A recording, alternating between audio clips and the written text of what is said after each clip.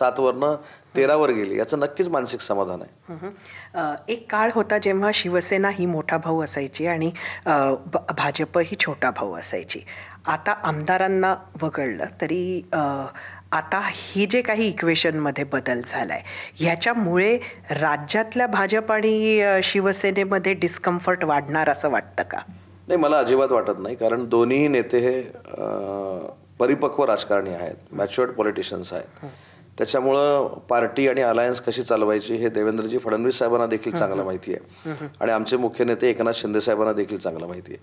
त्याच्यामुळं मला असं वाटतं की याच्यामध्ये कुठेही क्रायसिस येण्याची काही प्रश्नच उद्भवत नाही. उलट शिवसेनेची स्ट्रेंथ वाढली म्हणून मी आता भारतीय जनता पार्टीच्या नेत्यांच्या ज्या स्टेटमेंट बघतोय त्यांनी देखील शिंदे साहेबांचं कौतुक केलेलं आहे. त्याच्यामुळे मला असं कुठेही वाटत नाही की शिवसेनेची ताकद वाढते म्हणून भारतीय जनता पार्टीला कुठं दुःख वाटतंय.